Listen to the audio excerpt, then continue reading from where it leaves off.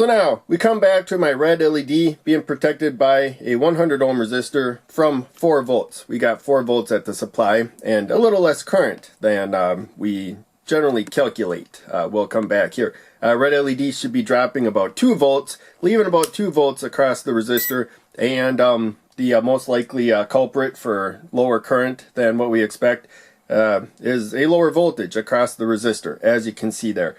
So that is not too much of a surprise. We do lose a little bit of voltage where the connections are and stuff.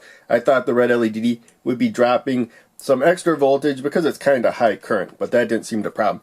Now I opened up the circuit there, got rid of the LED so that I can measure resistance. We don't want a voltage across the resistor. And I thought maybe the resistor actually had more resistance than it should, but we are within the 1% tolerance, so that's not a problem.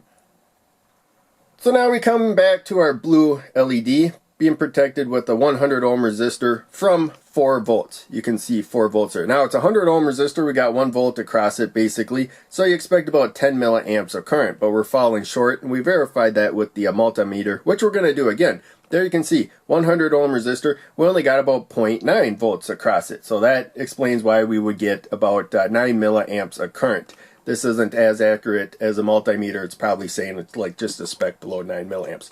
But in any case, I also thought maybe the resistance was too high. So I got to pluck the LED before I take the measurement for resistance. But there you can see we got the 2 connections across there.